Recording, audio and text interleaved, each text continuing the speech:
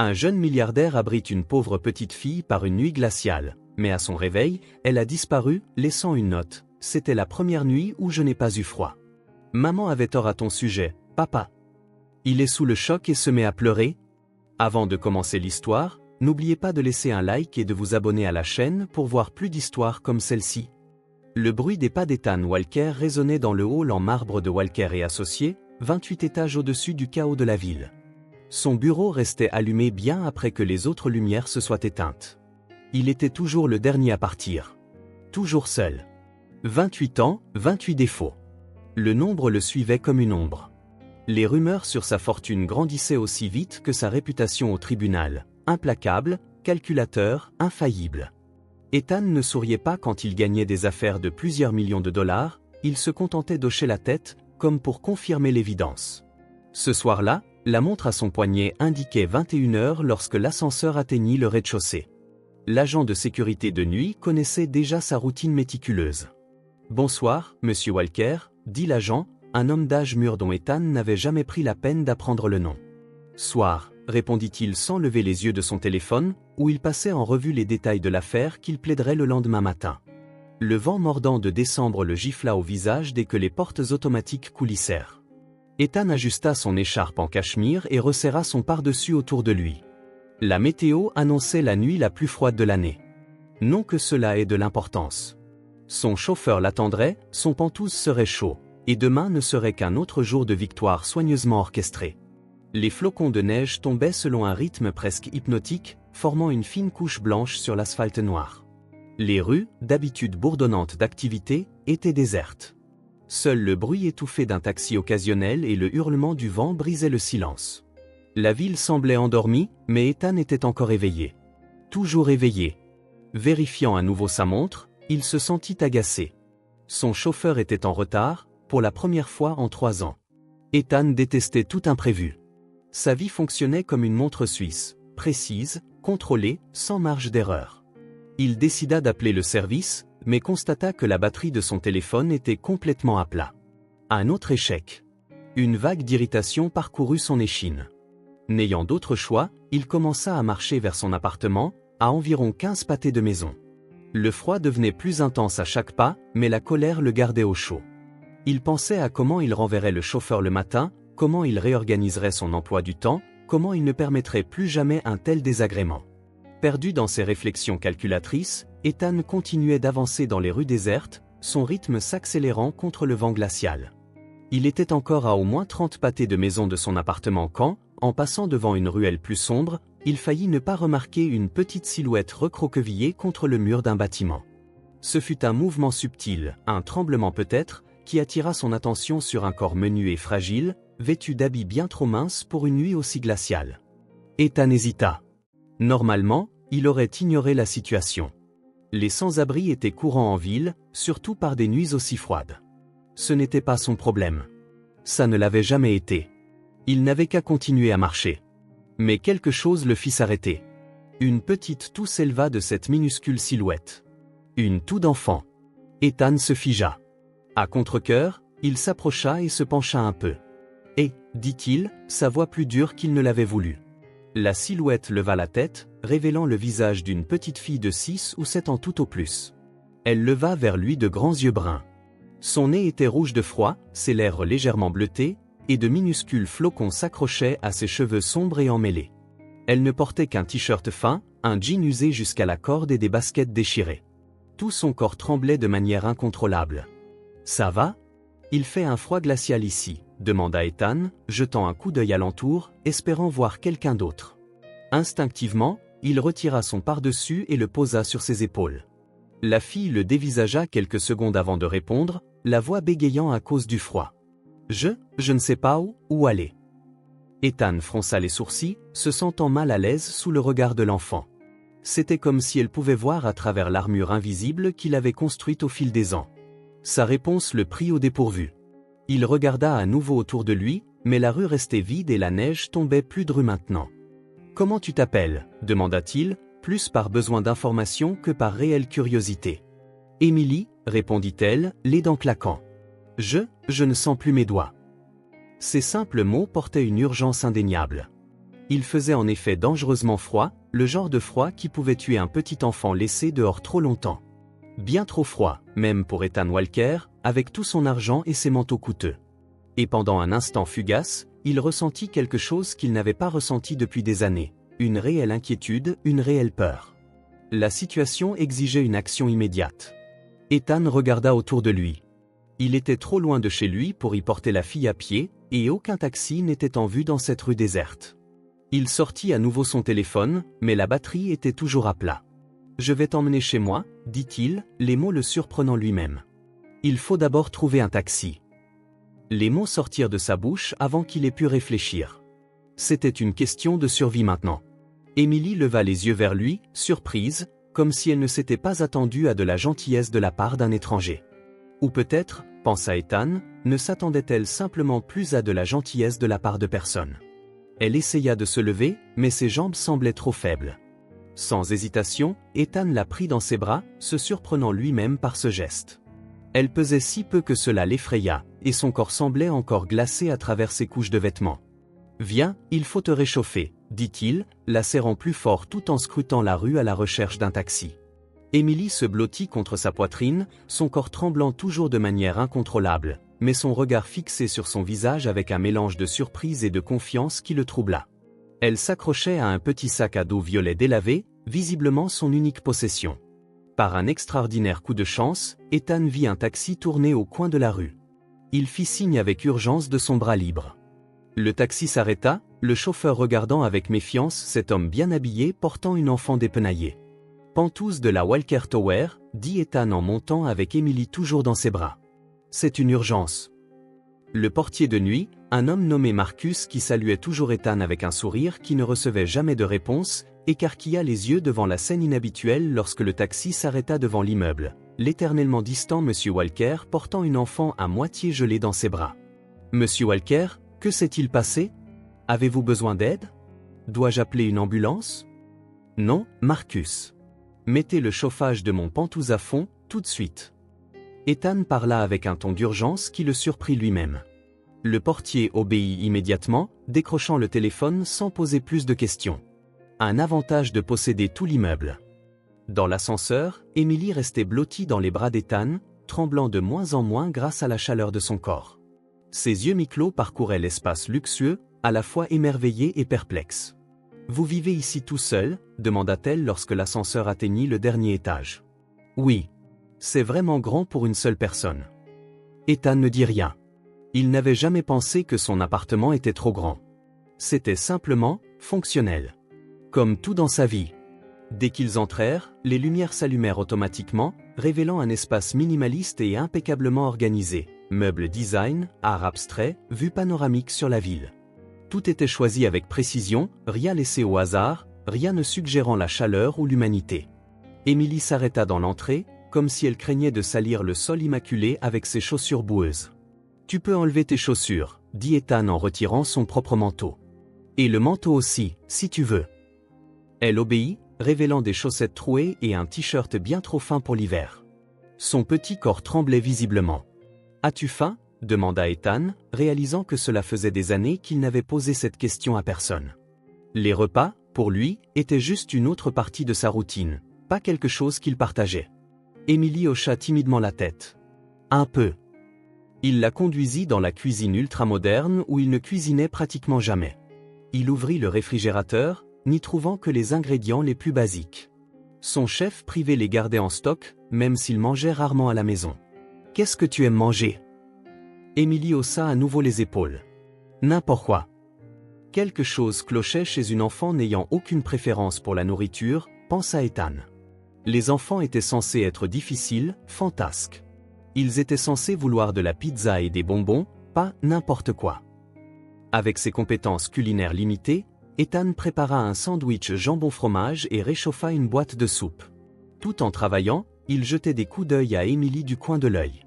Elle restait tranquillement perchée sur un tabouret haut, les pieds se balançant librement, observant chacun de ses mouvements avec une fascination quasi scientifique. « Pourquoi avez-vous tant de commandes ?» La question le surprit. « Des commandes ? » « Là-bas, » dit-elle en désignant un panneau mural. « Il y a beaucoup de boutons. » « Oh » réalisa Ethan, elle parlait du système domotique. C'est pour les lumières, la température, la musique. Comme de la magie, conclut Émilie, les yeux s'illuminant pour la première fois. Ce n'était pas de la magie, mais de la technologie de pointe. C'était la commodité et l'efficacité. Pourtant, Ethan ne la corrigea pas. Il y avait quelque chose d'attachant dans son interprétation. Quand la nourriture fut prête, Émilie mangea avec une gratitude silencieuse qui le déconcerta. Elle savourait chaque bouchée comme si c'était la chose la plus délicieuse qu'elle ait jamais goûtée, bien qu'Ethan sût que ce n'était rien de spécial, juste de la nourriture de base, nullement comparable au restaurant primé qu'il fréquentait pour affaires. « C'est bon ?» demanda-t-il, étrangement avide de son approbation. Elle hocha la tête avec ferveur. « Très bon. Merci. » Le sourire qu'elle lui offrit était authentique, dénué d'arrière-pensée ou d'attente. Un sourire d'enfant. Ethan ne se souvenait pas de la dernière fois que quelqu'un lui avait souri ainsi. Ses clients souriaient par convenance, ses employés par peur, ses aventures par intérêt. Mais ce sourire était différent. Il était vrai. Après le dîner, il l'emmena au salon, où le canapé de designer italien semblait déplacé sous la présence minuscule et fragile d'Émilie. Elle jeta un coup d'œil au téléviseur à écran plat géant qui couvrait presque un mur entier. « On peut regarder quelque chose ?» demanda-t-elle, la voix hésitante, comme pour tester jusqu'où elle pouvait aller. Ethan réalisa qu'il n'avait pas allumé cette télé depuis des semaines, peut-être des mois. Il n'en avait ni le temps ni l'envie. « Bien sûr, » dit-il en prenant la télécommande. « Qu'est-ce que tu veux regarder ?» Émilie parut surprise par la question, comme si elle ne s'attendait pas à ce qu'on lui donne le choix. « Des dessins animés. » Se sentant un peu perdu, Ethan zappa, cherchant quelque chose d'approprié pour les enfants. Il trouva un dessin animé sur des animaux qui parlent et s'arrêta là, regardant Émilie s'installer sur le canapé, les yeux rivés sur l'écran coloré. Pendant qu'elle regardait, Ethan essaya d'assimiler l'étrangeté de la situation. En moins d'une heure, sa routine soigneusement structurée avait complètement déraillé. Son appartement impeccable avait soudain de petites empreintes de mains sur les miroirs, des miettes sur l'îlot de cuisine, et le son du rire d'une enfant résonnant dans des pièces normalement silencieuses. Il aurait dû se sentir agacé, mal à l'aise. Étrangement, ce n'était pas le cas. En fait, regarder Émilie rire de quelque chose d'aussi trivial qu'un chat de dessin animé qui parlait était quelque peu hypnotique. Sans même s'en rendre compte, Ethan se détendit sur le canapé, sa posture habituellement rigide s'assouplissant. La fatigue de la journée s'installa, et il s'autorisa à fermer les yeux un instant. Quand il les rouvrit, il vit qu'Émilie s'était endormie à côté de lui. Sa tête était tombée sur le côté, ses cheveux sombres couvrant partiellement un visage paisible. Elle serrait contre sa poitrine son sac à dos violet en lambeaux, comme s'il s'agissait d'une boîte au trésor. Ethan se leva prudemment pour ne pas la réveiller et attrapa une couverture dans un placard voisin, la plaçant doucement sur la petite silhouette. Il sentit un étrange serrement inconnu dans sa poitrine, les prémices d'une protectivité qu'il n'avait jamais reconnue en lui. Il s'assit dans un fauteuil voisin et continua de la regarder. Qui était cet enfant? D'où venait-elle? Pourquoi était-elle seule?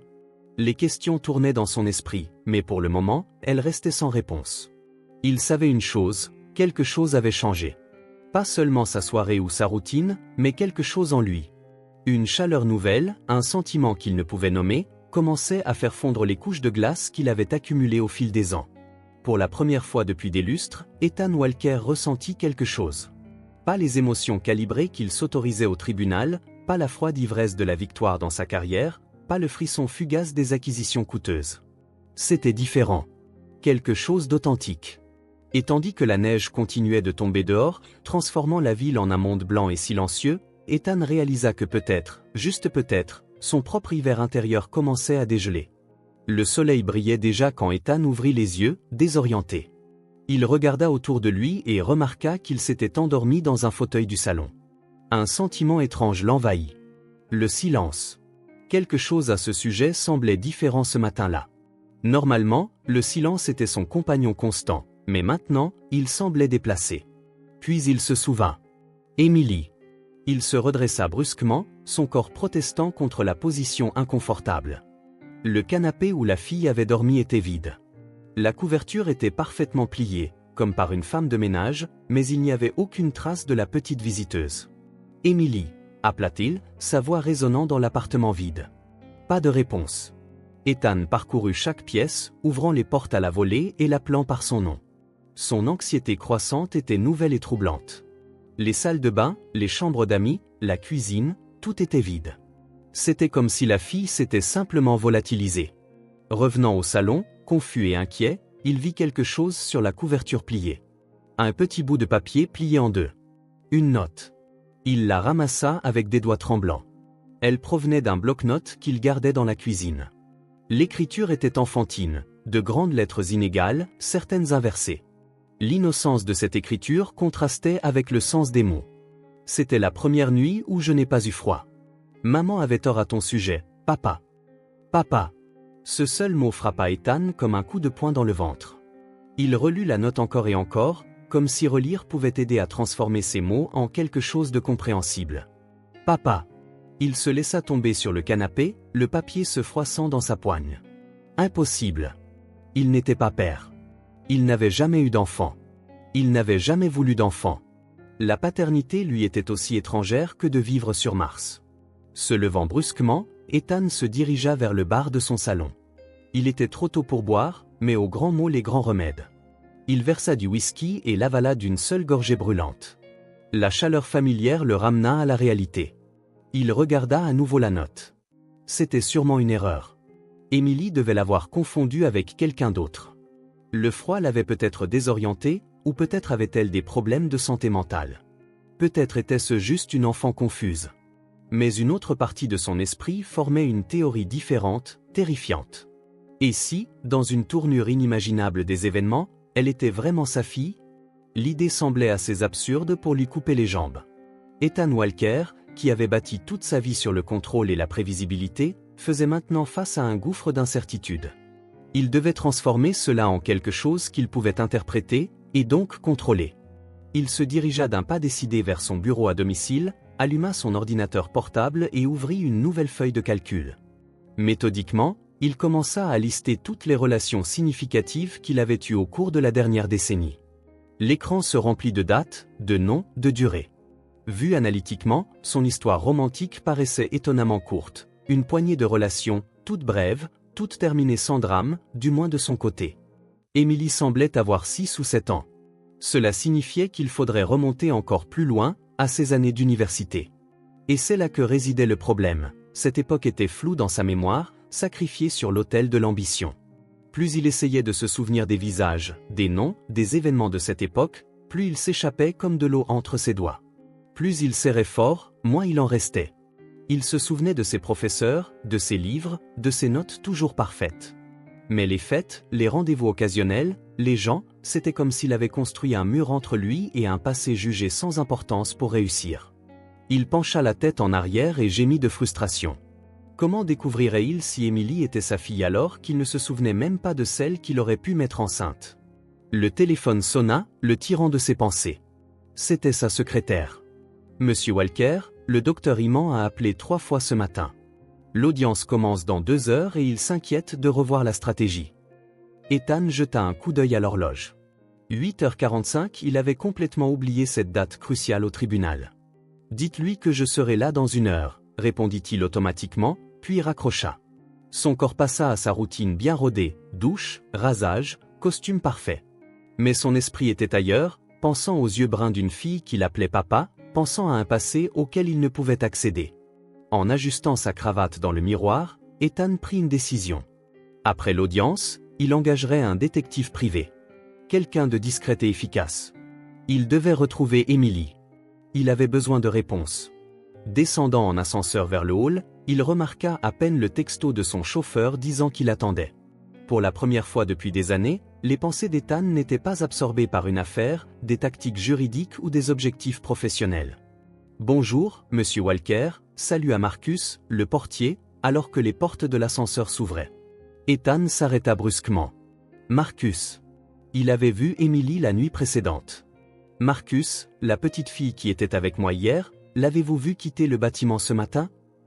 Le portier parut surpris. C'était probablement la plus longue conversation qu'Ethan ait jamais initiée avec lui. Non, monsieur. Mon service a commencé à 6 heures et je n'ai vu aucun enfant. George était de nuit, peut-être a-t-il vu quelque chose. Ethan hocha la tête, dissimulant sa frustration. Quand George arrivera, demandez-lui de m'appeler, s'il vous plaît. Oui, monsieur. Est-il arrivé quelque chose à votre nièce? Ethan hésita un instant.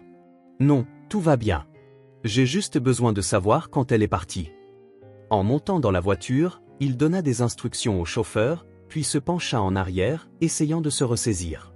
Le monde extérieur continuait comme si de rien n'était. Gens pressés sur le trottoir, conducteurs impatients klaxonnant, gratte-ciel grattant le ciel.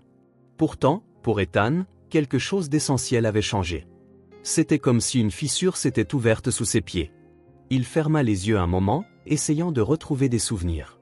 Des images confuses de ses années d'université revinrent, la bibliothèque où il passait des heures interminables, l'appartement exigu qu'il gardait obsessionnellement propre, le chemin vers les cours qu'il avait mémorisés. Puis, comme un éclair, un visage refit surface, un sourire, des cheveux noirs.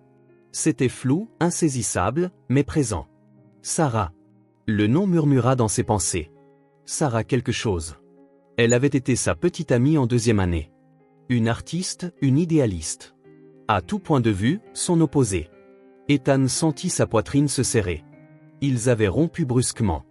Il avait choisi un stage d'été prestigieux dans un autre état, et la relation s'était simplement terminée, comme d'autres choses dans sa vie qui ne servaient pas directement ses objectifs. Il tenta de se souvenir davantage, son apparence, le son de sa voix, combien de temps ils étaient sortis ensemble. Pourtant, c'était comme essayer de regarder à travers du verre dépoli. Il voyait des contours vagues mais rien de net. Pouvait-elle être la mère d'Emily? La fille avait aussi les cheveux noirs.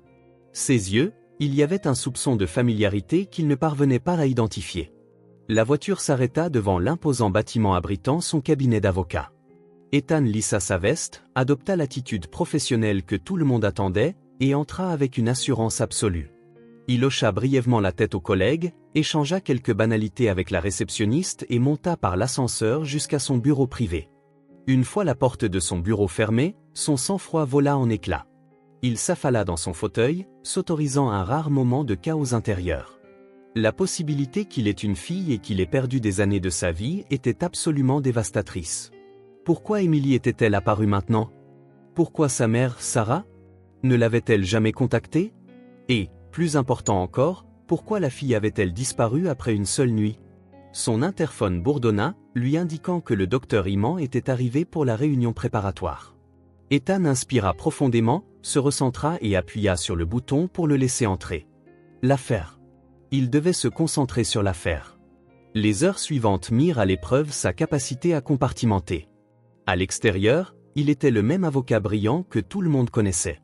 À l'intérieur, il luttait pour maîtriser des pensées qui dérivaient constamment vers la note manuscrite d'une enfant. L'audience elle-même se déroula presque automatiquement. Les mots coulaient, ses objections étaient précises, sa stratégie impeccable. Il gagna, comme d'habitude. Le client et les associés le félicitèrent, comme d'habitude. Il répondit par des sourires polis, comme d'habitude. Mais rien de tout cela ne semblait habituel. De retour dans son bureau après avoir congédié son équipe juridique, Ethan se retrouva seul à nouveau. Il fixa le téléphone. Il devrait appeler le détective. Mais d'abord, il essaya à nouveau de se remémorer cette période floue de son passé. Sarah. Quel était son nom de famille? Miller? Johnson? Était-elle grande ou petite? D'où venait-elle? Combien de temps étaient-ils sortis ensemble? Les questions se multipliaient. Il se souvenait vaguement de disputes sur l'avenir. Elle parlait de changement social et d'art communautaire, des idées qu'il rejetait comme naïves. Il parlait de stabilité, d'objectifs de carrière, des choses qu'elle trouvait étouffantes. Un souvenir précis perça, Sarah montrant ses illustrations, les yeux brillants de fierté, sa passion évidente alors qu'elle expliquait son processus. Et lui, jeune homme arrogant, faisant une remarque sur le manque de sens pratique d'une carrière artistique. Il pouvait encore voir son visage à ce moment-là, blessé, déçu. Ethan se frotta les yeux. Est-ce ce qu'elle aurait pu dire à Emily? Qu'il était froid, pragmatique, sans place pour les rêves ou pour les enfants. Le téléphone sonna, interrompant à nouveau ses pensées. C'était Marcus, le portier. Monsieur Walker, j'ai parlé à George, le portier de nuit. Il dit n'avoir vu aucun enfant partir, monsieur. En fait, il est certain que personne n'a quitté votre étage de toute la nuit. Ethan sentit un frisson. Vous êtes sûr? Absolument, monsieur. Nous surveillons toutes les entrées et les caméras de sécurité le confirment. Si la fille est partie, ce n'était pas par une sortie normale. Merci, Marcus. Ethan raccrocha, perplexe. Comment Emily était-elle sortie? Le Penthouse était au 28e étage. Les fenêtres étaient scellées. Il n'y avait pas d'escalier de secours accessible depuis l'intérieur de l'appartement. Elle s'était apparemment volatilisée. Un sentiment d'irréalité l'envahit. Et si tout cela n'était que dans sa tête? Et s'il avait imaginé l'enfant, la note?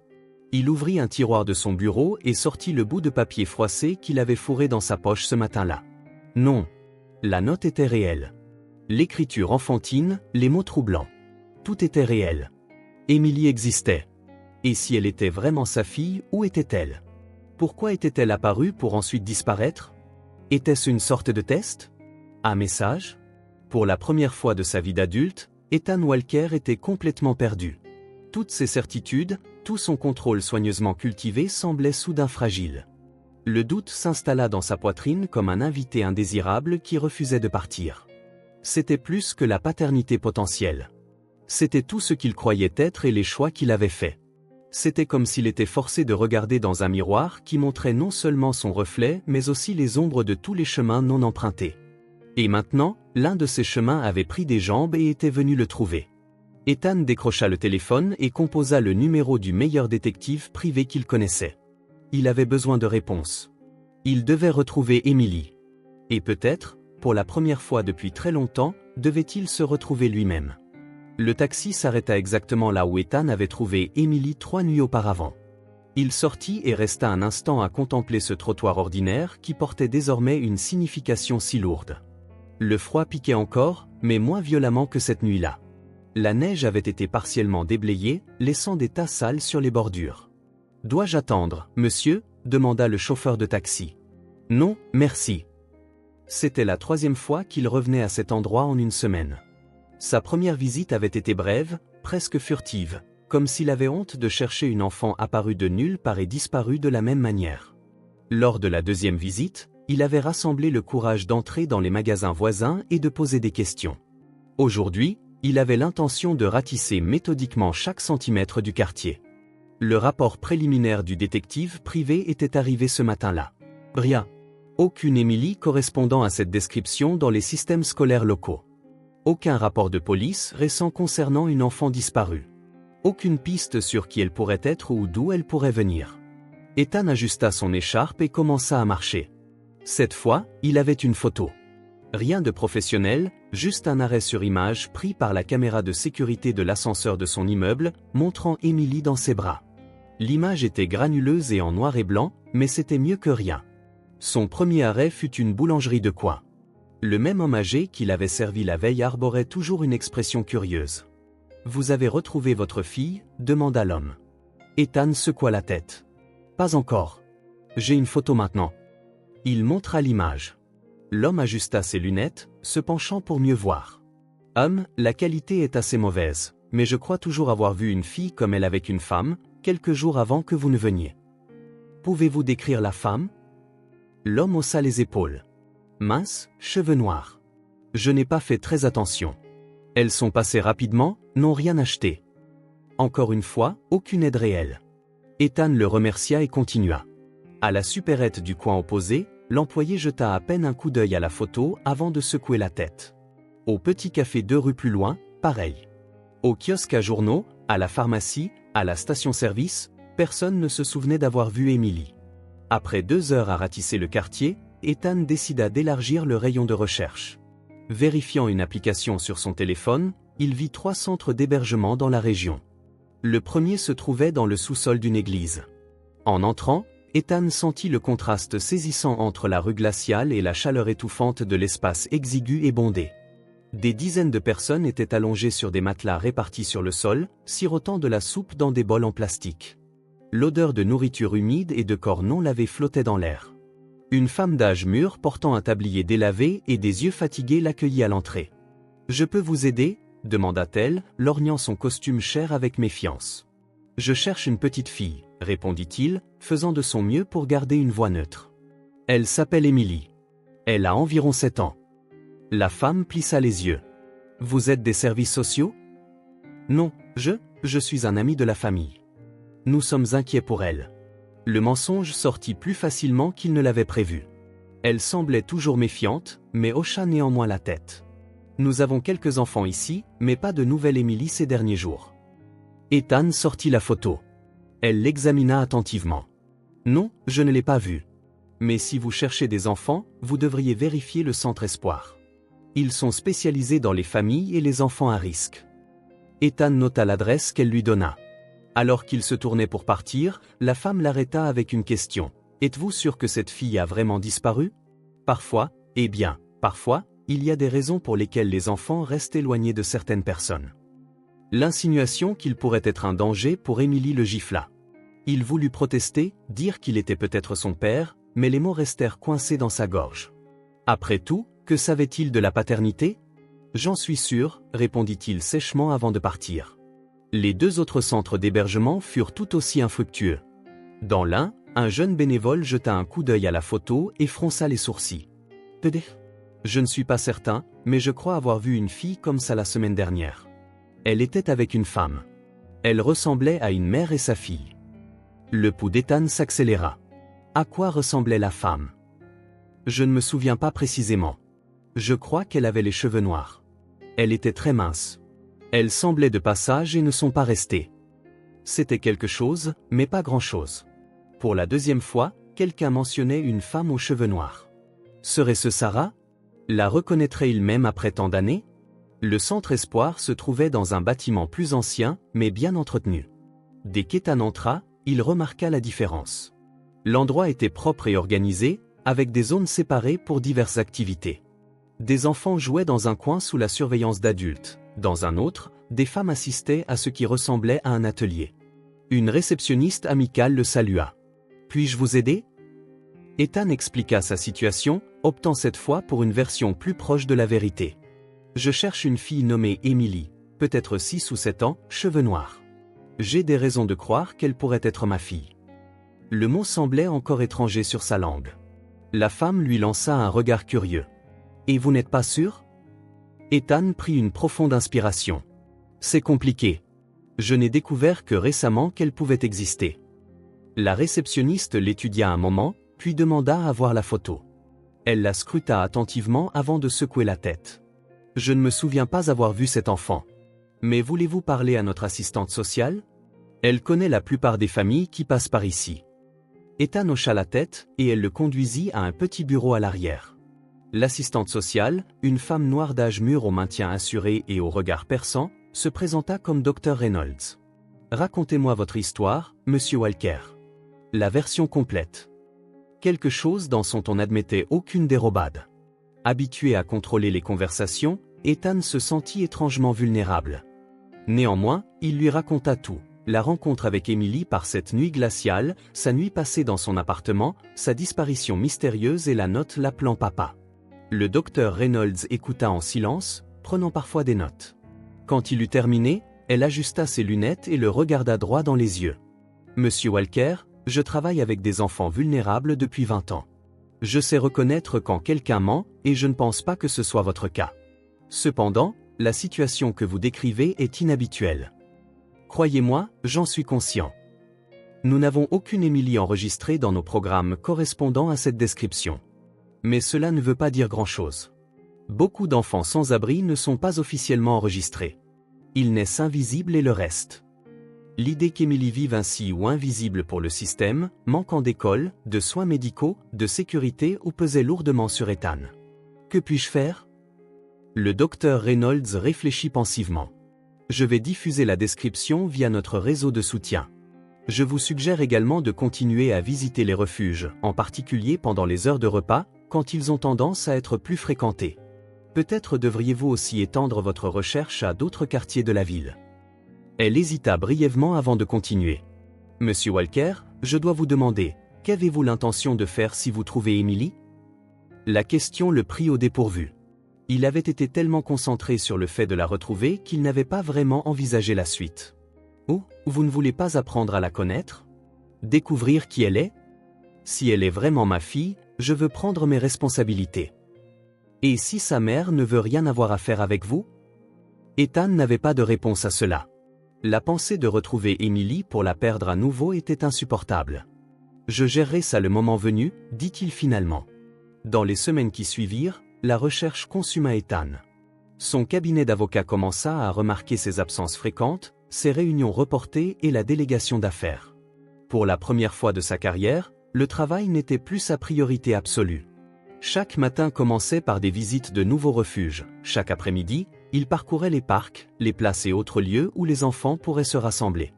Il commença à reconnaître d'autres visages, pas seulement celui d'Emily, qu'il cherchait obsessionnellement, mais les visages d'une ville qu'il n'avait jamais vraiment vue auparavant. La femme qui dormait sur le même banc depuis 15 ans et connaissait chaque enfant par son nom. L'ancien combattant qui faisait sa propre patrouille la nuit pour s'assurer qu'aucun enfant ne dormait seul. L'enseignante retraitée qui donnait des cours gratuits sous une tente improvisée sous le pont à quiconque voulait apprendre. Un après-midi, après une autre recherche infructueuse, Ethan se retrouva au fond d'une ruelle, observant un groupe d'enfants partageant un unique sandwich. Aucune d'elles n'était Emily, mais toutes avaient cette même expression, un mélange d'innocence et de dureté qu'aucun enfant ne devrait avoir. Sur une impulsion, il alla dans un restaurant voisin et acheta une douzaine de sandwichs, des sodas et des frites. Retournant dans la ruelle, il posa la nourriture sur le sol et recula. « C'est bon », dit-il en s'éloignant un peu. « Vous pouvez le prendre. » Une fille, à peine plus âgée qu'Emily, fut la première à s'approcher. Elle prit un sandwich, croqua prudemment, puis sourit. Les autres suivirent. Pendant qu'il mangeait, Ethan sentit quelque chose changer dans sa poitrine. Ce n'était pas de la pitié, de la culpabilité ou une simple émotion qu'il pouvait nommer. C'était une connexion, une compréhension que ces jeunes êtres humains partageaient le même monde que lui. « Connaissez-vous une fille nommée Emily ?» demanda-t-il, montrant une fois de plus la photo usée. La fille plus âgée haussa les épaules. « Il y a beaucoup d'Emily par ici. » Celle-ci a les cheveux noirs, les yeux bruns, environ 7 ans.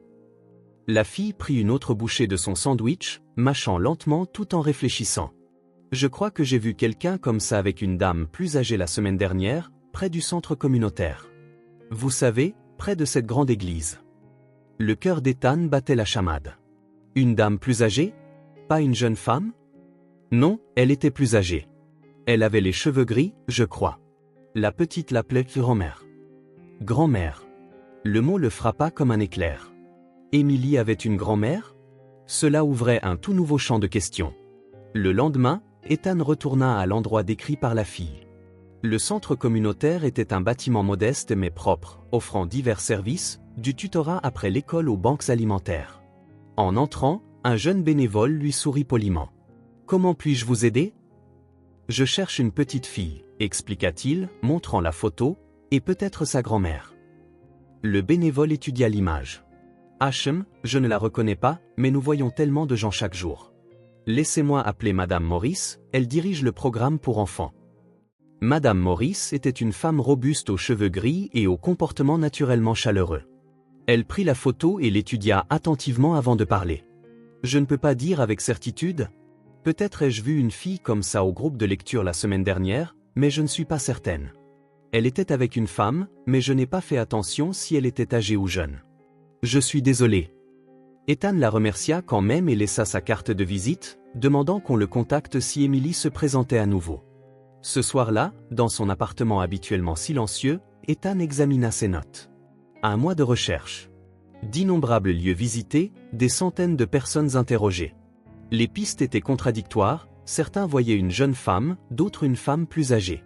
Différents endroits, différents contextes. Il jeta un coup d'œil au canapé où Emily avait dormi cette nuit-là. Il avait la note, rangée dans le tiroir de sa table de chevet, usée à force d'être relue si souvent qu'il en avait mémorisé chaque courbe de chaque lettre. Dehors, les lumières de la ville scintillaient. Quelque part parmi des millions de personnes se trouvait une petite fille qu'il avait appelée papa. Une fille qui était entrée dans sa vie comme une comète et avait disparu tout aussi rapidement, ne laissant que des questions derrière elle. La recherche le changeait, d'une manière qu'il ne comprenait pas entièrement. L'avocat qui voyait autrefois le monde en termes de victoires et de défaites, d'arguments et de contre-arguments, faisait maintenant face à une réalité plus complexe. Une réalité où des enfants partageaient un sandwich dans une ruelle sombre, où des personnes âgées vivaient sous des ponts, où les gens faisaient ce qu'ils pouvaient avec le peu qu'ils avaient. Une réalité dans laquelle, peut-être, il avait une fille. Il se versa un whisky et prit une profonde inspiration. Demain, il reprendrait sa recherche. Et le jour suivant, et le suivant. Il n'arrêterait pas. Parce que pour la première fois depuis très longtemps, peut-être pour la première fois de sa vie, Ethan Walker ressentait quelque chose de plus grand que lui-même. L'homme froid et méthodique qui avait bâti sa carrière et sa fortune sur des calculs logiques et insensibles se retrouvait maintenant poussé par quelque chose d'entièrement irrationnel. Le désir de retrouver une connexion perdue, de comprendre un lien dont il n'avait même pas soupçonné l'existence jusqu'à quelques semaines auparavant.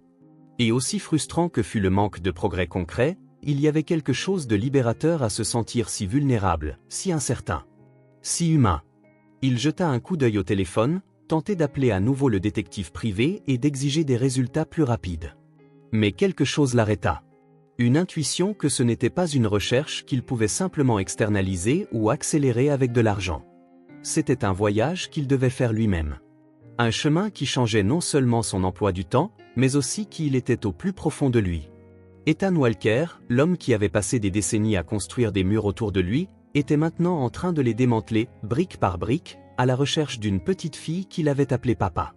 Le soleil de fin d'après-midi projetait des rayons dorés sur la ville alors qu'Ethan décidait de vérifier un dernier parc avant de retourner au bureau. Près de 2 mois s'étaient écoulés depuis qu'il avait commencé sa recherche incessante. 2 mois d'espoir déçu et de pistes avortées, de nuits blanches. Son costume impeccable était maintenant légèrement froissé, sa barbe autrefois parfaitement taillée montrait des signes de négligence. Même sa démarche avait changé, moins rigide, moins mécanique. Ses collègues du cabinet l'avaient remarqué, mais gardaient leur distance.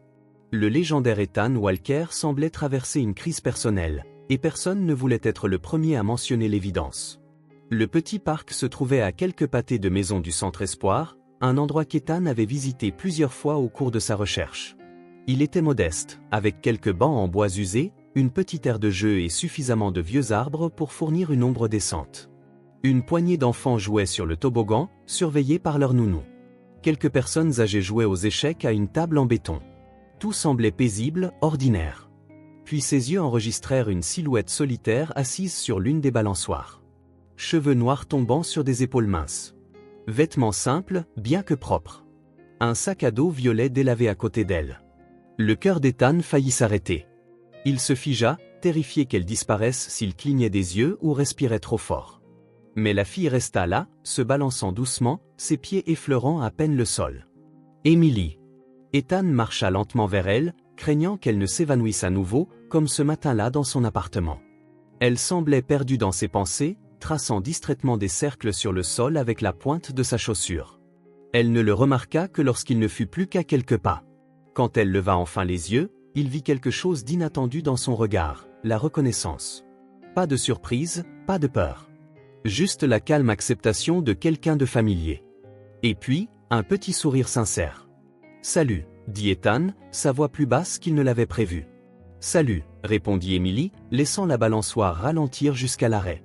Un silence s'installa entre eux, lourd de questions non posées. Ethan ne savait pas par où commencer.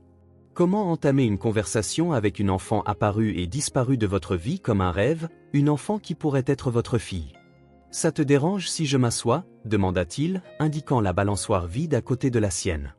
Emily hocha la tête, observant avec curiosité comment il essayait de se faufiler sur un siège clairement conçu pour les enfants. La vue d'un homme en costume sur une balançoire de parc aurait pu être drôle dans d'autres circonstances. « Je t'ai cherché » dit-il finalement. « Je sais » répondit calmement Emily.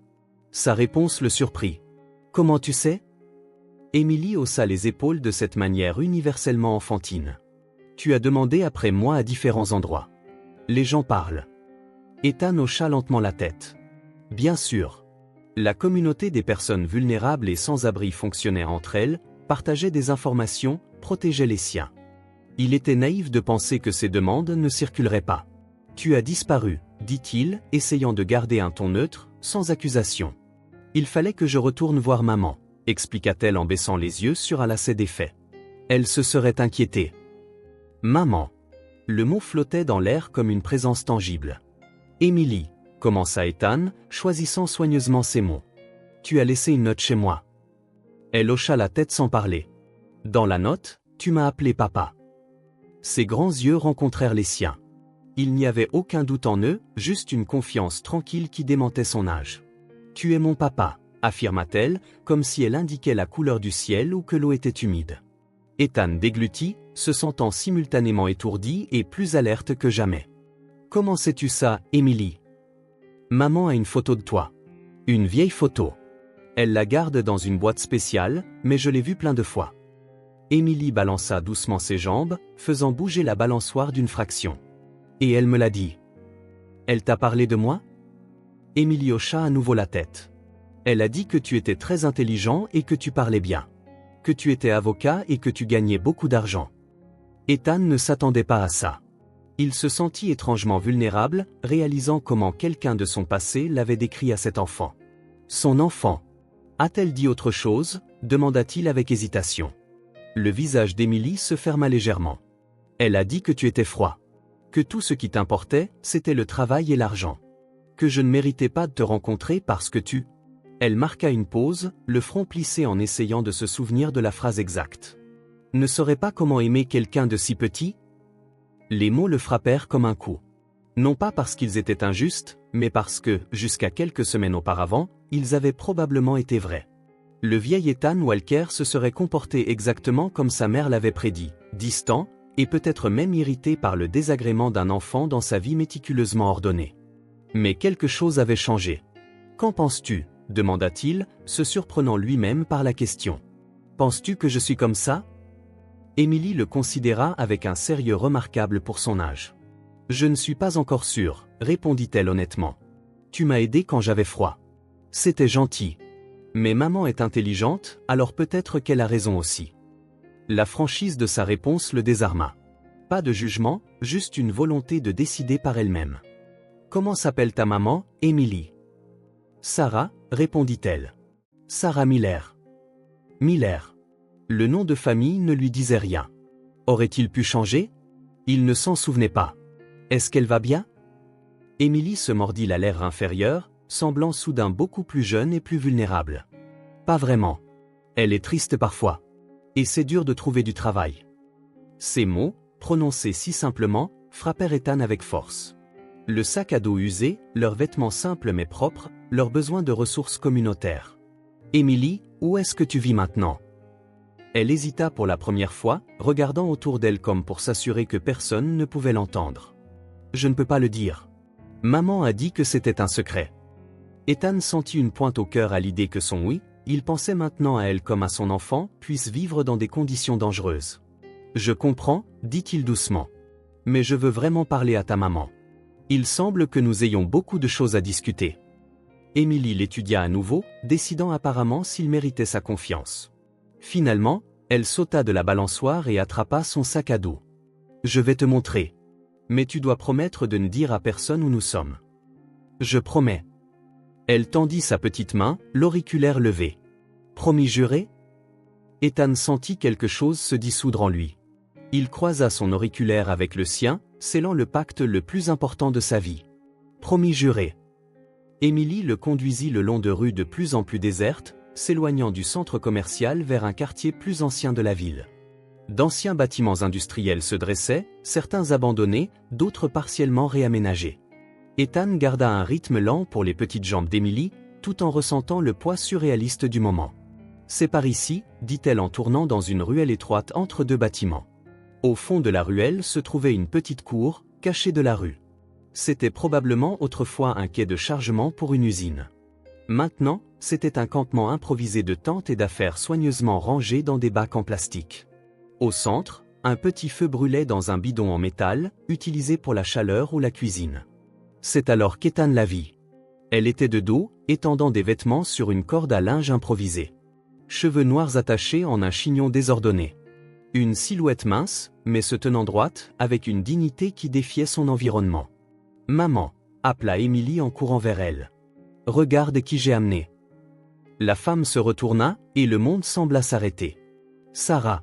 Pas Sarah Miller. Sarah Bennett. Le nom fulgura dans l'esprit d'Ethan comme un éclair, accompagné d'un déluge de souvenirs qu'il avait enfouis pendant des années. Sarah Bennett, l'étudiante en art avec qui il était sorti pendant près d'un an à l'université. Sarah avec ses idéaux, ses rêves, sa passion pour la beauté qu'il n'avait jamais entièrement comprise. Sarah, maintenant figée sur place, le visage pâle comme si elle avait vu un fantôme. Pendant un long moment, personne ne parla. Émilie jetait des regards entre eux, confuse par la tension soudaine. Tu l'as trouvé, réussit finalement à dire Sarah à sa fille, sa voix calme mais tremblante en dessous. Il me cherchait, répondit Émilie. Les gens des refuges me l'ont dit. Sarah hocha lentement la tête, puis s'adressa à sa fille sans quitter Ethan des yeux. Émilie, ma chérie, peux-tu aller nous chercher de l'eau à la borne? Utilise le grand bidon. Émilie eut l'air de vouloir protester, mais quelque chose dans le ton de sa mère la calma. Elle attrapa une grande cruche en plastique dans un coin et partit, jetant des regards curieux en arrière par-dessus son épaule. Une fois seule, le silence retomba, encore plus lourd. Alors, dit finalement Sarah en croisant les bras sur sa poitrine, sur la défensive. Tu as enfin rencontré ta fille. Les mots confirmèrent ce que le cœur d'Ethan savait déjà. Pourtant, les entendre prononcer le fit s'appuyer contre le mur le plus proche pour se soutenir. Pourquoi ne me l'as-tu jamais dit? Demanda-t-il, la voix rauque d'émotion. Sarah laissa échapper un rire sans joie. Je l'ai fait. Non, tu ne l'as pas fait. Je n'ai jamais su. Je t'ai envoyé une lettre, le coupe ATL, les yeux brillants d'un vieux mélange de douleur et de colère. À ta nouvelle adresse chic à New York, quand tu as commencé ce grand stage. J'expliquais tout. Elle marqua une pause. Je n'ai jamais eu de réponse. Ethan fronça les sourcils, luttant pour se souvenir d'une lettre. Il avait un vague souvenir d'une enveloppe avec l'écriture de Sarah, arrivée au milieu d'une pile de courriers chaotiques pendant ses premiers jours frénétiques. Il se souvint l'avoir mise de côté pour la lire plus tard, quand la vie serait moins mouvementée. Puis, plus tard, n'est jamais venu. La vie a suivi son cours. Le stage a mené à un emploi, les nuits tardives sont devenues la norme, les promotions se sont succédées, et la lettre a probablement été oubliée dans une boîte, perdue lors d'un déménagement. Je suppose que je ne l'ai jamais lu, admit-il, sentant le poids écrasant de la responsabilité. Ce n'était pas intentionnel, Sarah. J'étais juste. Mon Dieu, je n'ai aucune excuse. Sarah l'étudia avec des yeux qui en avaient vu plus qu'il ne pouvait l'imaginer. Des yeux endurcis par l'expérience, mais toujours profonds. Je te crois, dit-elle enfin. Tu as toujours été comme ça. Tellement concentré sur ton chemin que tu ne voyais rien d'autre. Pas même une lettre qui aurait changé ta vie. Ces mots le piquèrent parce qu'ils étaient vrais. Il avait été cet homme. Tellement consumé par l'ambition qu'il avait négligé l'existence de sa propre fille. Quel âge a-t-elle? Demanda-t-il en jetant un coup d'œil dans la direction où Émilie était partie. Elle a 7 ans et 4 mois, répondit Sarah. Née en janvier. Faisant le calcul, il hocha la tête. Ça correspond. Il n'y a jamais eu de doute, dit Sarah, une note de fierté dans la voix. Elle a tes yeux. Et ton entêtement. Ethan observa le campement improvisé.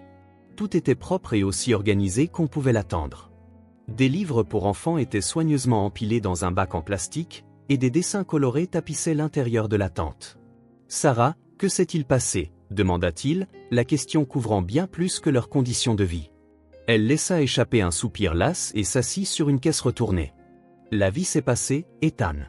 Le chemin de tout le monde n'est pas aussi droit que le tien. Elle passa une main dans ses cheveux, un geste dont il se souvenait de l'université. J'ai obtenu mon diplôme, même avec la grossesse. J'ai décroché quelques contrats d'illustration décents. Mais ensuite, la galerie pour laquelle je travaillais a fermé. Les loyers ont augmenté. Les emplois se sont raréfiés, surtout avec une petite enfant. Elle marqua une pause, examinant ses mains, des mains d'artiste aux longs doigts qui maniaient autrefois les pinceaux avec tant de délicatesse. Au début, des amis nous ont hébergés. Puis des motels bon marché. Et finalement, eh bien, nous voici.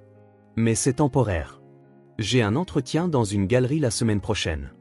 Les choses vont s'améliorer. Il y avait une telle dignité dans sa voix, une telle force, qu'Ethan sentit une vague d'admiration, quelque chose qu'il n'avait pas ressenti depuis l'université, quand Sarah défiait audacieusement les professeurs avec ses arguments sur l'art et le changement social. Pourquoi n'as-tu pas demandé d'aide? Il y a des programmes? J'ai essayé, coupe ATL, la voix teintée de frustration. Mais les listes d'attente sont interminables. Beaucoup d'endroits exigent des pièces d'identité, des papiers, une preuve d'adresse que je n'ai tout simplement plus. C'est facile de passer entre les mailles du filet quand on n'a pas d'adresse fixe. Ethan hocha la tête, se souvenant de toutes les personnes qu'il avait rencontrées ces dernières semaines, de bonnes personnes essayant d'aider, mais dépassées par des besoins infinis et des ressources limitées. Pourquoi ne m'as-tu jamais recontacté? Quand tu as réalisé que je n'avais pas répondu? Je n'étais pas difficile à trouver. Une ombre passa sur le visage de Sarah. Au début, c'était la fierté. Je me suis dit, s'il ne prend même pas la peine de répondre au sujet de sa propre fille, je ne vais pas mendier. Puis elle hésita. Ensuite, c'était la peur. La peur? La peur que tu rejettes Émilie. La peur que tu la rencontres et que tu ne veuilles pas d'elle. Ou pire, que tu la prennes par obligation, sans vraiment l'aimer. Elle le fixa droit dans les yeux, inébranlable. Tu étais si froid, Ethan. Si détaché. Quand nous avons rompu, j'ai eu l'impression que tu étais soulagé de te débarrasser d'une distraction. Les mots blessaient parce qu'ils portaient une part de vérité. C'était exactement qui il avait été. Quelqu'un qui voyait les relations comme des obstacles, les émotions comme des inconvénients. Je me suis dit qu'il valait mieux pour elle être aimée par un parent que rejetée par deux, dit Sarah. C'est pour ça que tu lui as dit que j'étais trop froid pour l'aimer? Je lui ai dit la vérité, pour autant que je la connaisse. Sarah soupira. Mais après cette nuit, après qu'elle soit tombée sur toi et que tu l'aies aidée, elle n'arrêtait pas de parler de combien tu avais été gentil. De ton grand appartement chic. De comment tu semblais triste, mais différent de ce que j'avais décrit. Un léger sourire mélancolique incurva ses lèvres. Les enfants sont observateurs. Et elle voulait tellement que son père soit quelqu'un de bien. Que son père l'aime. Ethan sentit une boule dans sa gorge. Alors elle s'est faufilée dehors pour voir si c'était vrai? Sarah hocha la tête. Elle a trouvé la vieille photo, et je lui en ai dit plus sur toi. Ta détermination, ton intelligence. Je suppose que j'ai piqué sa curiosité. Émilie a toujours été têtue. Elle a réalisé que nous étions près de ton quartier, alors elle a attendu que je m'endorme et est partie à ta recherche. Ethan se souvint de cette nuit glacialement froide, de combien elle avait semblé fatidique. Et il réalisa maintenant que c'était la détermination d'une fillette de 7 ans qui voulait juste rencontrer son père. Pourquoi est-elle venue me retrouver aujourd'hui? Sarah détourna le regard. Je ne l'ai pas laissée faire. Elle était censée être à un atelier d'art au centre communautaire.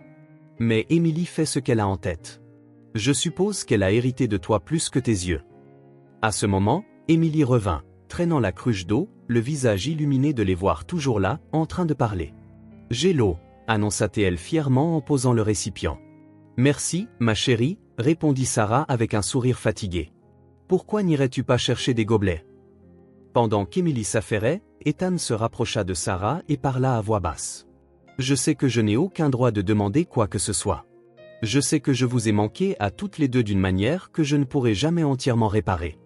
Mais Sarah, je veux faire partie de sa vie. Je veux prendre mes responsabilités.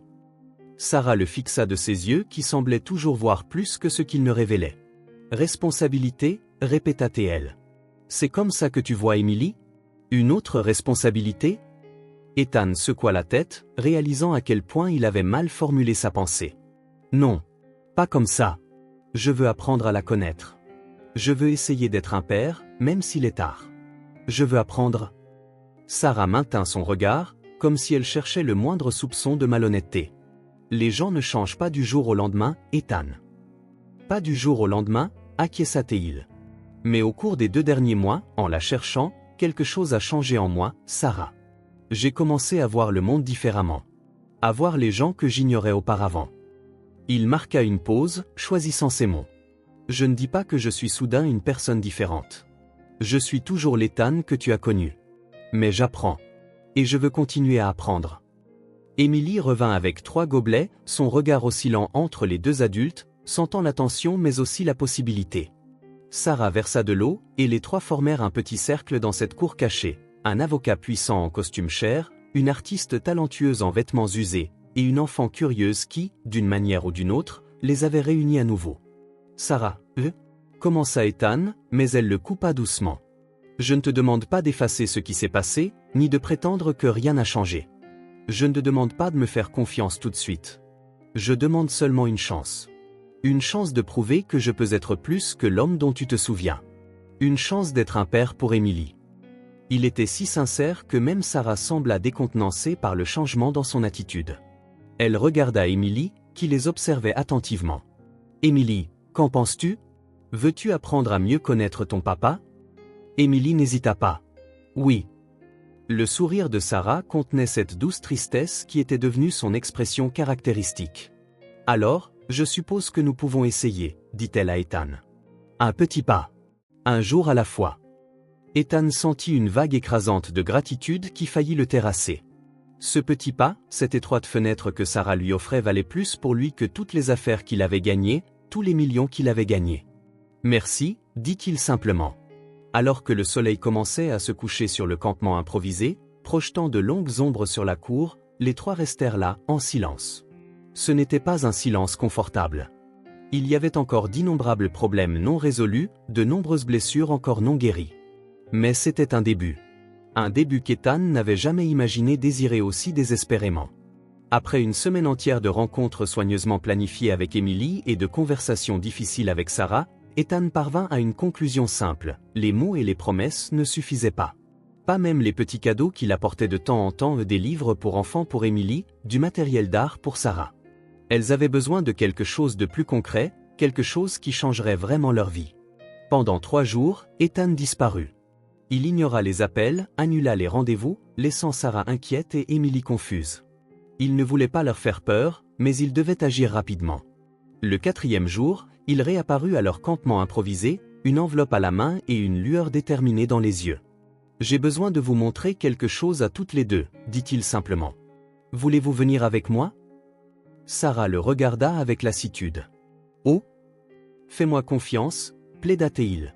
Il savait qu'il ne méritait pas sa confiance, mais après avoir jeté un coup d'œil à Emily, qui bourdonnait pratiquement de curiosité, Sarah hocha la tête à contre-cœur. Le taxi les emmena dans un quartier résidentiel calme, loin du centre-ville. Pas une banlieue riche, mais une avec des rues bordées d'arbres, des trottoirs propres et un air de tranquillité qui contrastait vivement avec l'endroit où Sarah et Emily avaient vécu. La voiture s'arrêta devant une petite maison à 2 étages. Elle avait une façade simple mais bien entretenue, de grandes fenêtres et un petit porche. Le jardin de devant, bien que modeste, arborait des fleurs fraîchement plantées. Une maison normale. Discrète et confortable. « Qu'est-ce que c'est ?» demanda Sarah alors qu'il sortait du taxi. Ethan prit une profonde inspiration. « Une maison ? Je vois ça, Ethan. Pourquoi sommes-nous ici ?» Sans un mot, il ouvrit l'enveloppe et tendit une clé à Sarah. « C'est pour vous. » Sarah se figea, fixant la clé comme si elle était dangereuse. « Quoi ? J'ai acheté cet endroit. »« Pour vous ?» expliqua Ethan. « Elle est meublée, approvisionnée en nourriture, prête à être habitée. Il y a une chambre pour Emily, avec de la place pour les jouets, et un petit bureau pour toi, avec du matériel d'art. J'ai pensé que tu pourrais l'utiliser comme atelier, si tu veux. » L'expression de Sarah était illisible, un mélange de choc, de confusion, peut-être d'espoir. Ou de colère. « On ne peut pas accepter ça, » murmura-t-elle finalement, la voix tremblante. « Pourquoi pas ? C'est trop. Je ne veux pas de ta charité, Ethan. »« Ce n'est pas de la charité, » rétorqua-t-il fermement. « C'est le strict minimum que je puisse faire. Pour vous. Pour ma fille. C'est une obligation que j'ai manqué d'honorer pendant des années. » Emily, qui avait observé la scène en silence, s'approcha de la porte d'entrée. « On peut au moins regarder à l'intérieur ?» demanda-t-elle, regardant sa mère avec espoir. Sarah hésita. Ethan pouvait voir le tumulte dans ses yeux, sa fierté opposée à un besoin pratique, le désir de protéger Emily de la déception. « Regarde juste, » suggéra-t-il. « Si ça ne te plaît pas, on remonte dans le taxi. » Sans pression. Finalement, Sarah céda. Ethan donna la clé à Emily, qui courut vers la porte, excitée par cette responsabilité d'adulte. Après quelques tentatives maladroites, elle réussit à déverrouiller. L'intérieur était exactement comme Ethan l'avait imaginé, simple mais accueillant. Des meubles confortables, des tons neutres avec de petites touches de couleur. Assez d'espace pour être confortable sans être ostentatoire. Il avait même ajouté des touches personnelles à la dernière minute, une étagère avec des livres pour enfants, un vase de tournesol, le favori de Sarah à l'université, si sa mémoire était bonne, une boîte de jeux de société sur la table basse. Emily sprinta de pièce en pièce, s'exclamant à chaque nouvelle découverte. Sarah se déplaçait plus lentement, touchant légèrement les meubles comme si elle craignait qu'ils ne disparaissent. Lorsqu'elles atteignirent la future chambre d'Emily, la fille poussa un cri de joie.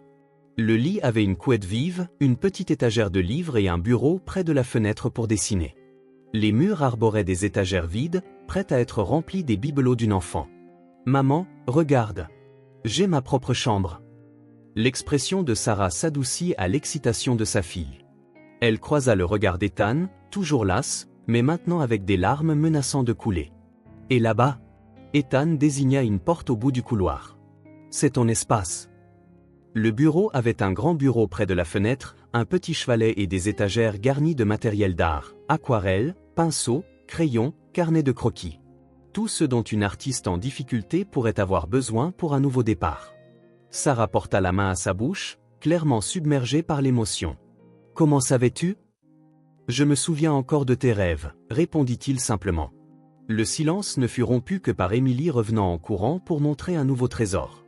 Plus tard, ils se réunirent dans la cuisine, et Sarah exprima enfin la question qui la taraudait. « Que veux-tu en retour, Ethan ?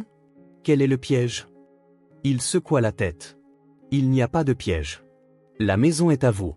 Les papiers sont au nom d'Émilie, avec toi comme tutrice jusqu'à ses 18 ans. Je ne peux pas défaire ce que j'ai fait ou n'ai pas fait pendant les 7 dernières années. Mais je peux essayer de faire ce qui est juste, maintenant. » Elle étudia son visage, cherchant la tromperie. « Et l'avenir ? Que veux-tu de nous ? » « Je veux juste la chance de connaître ma fille. De faire partie de sa vie. D'être un père, même si je commence tard. » Sarah regarda Émilie, qui fouillait dans le réfrigérateur, fascinée par l'idée d'avoir de la nourriture disponible à tout moment. « Il n'est pas trop tard, » murmura-t-elle finalement, la voix rauque. Elle n'a que 7 ans. Tu as encore le temps. Puis, lentement, elle prit la clé de la maison posée sur la table. Dans les semaines qui suivirent, la vie commença à s'installer dans une nouvelle routine. Ethan venait presque tous les jours, souvent le soir. Il apportait de petites gâteries pour Émilie, pas de cadeaux somptueux, mais des petites choses qu'il savait qu'elle apprécierait. Un ensemble de pierres brillantes, un livre sur les dinosaures, un cerf-volant à faire voler dans le parc voisin. Il découvrit ainsi des joies inattendues, s'asseoir par terre pour jouer au domino et se faire battre à plate couture par une fillette de 7 ans qui employait des tactiques étonnamment efficaces, écouter des histoires imaginatives de chats volants ou de chiens parlants, sentir les bras d'un enfant autour de son cou à son arrivée, ou un baiser enjoué sur la joue à son départ. Un soir, pendant qu'Émilie était dans le bain, Sarah montra à Ethan un portfolio des dessins de la fille. Beaucoup représentaient 3 personnages, une femme, un enfant et un homme en costume. « Elle dessine ça depuis que nous sommes revenus de ton appartement cette nuit-là, » expliqua Sarah. « Même si je lui disais qu'il était peu probable que tu veuilles nous connaître. » La gorge d'Ethan se serra. Elle a toujours cru en moi plus que je ne le méritais. Au premier mois anniversaire de leur nouvelle maison, Ethan arriva avec un petit gâteau. C'était devenu une tradition de marquer chaque semaine qui passait.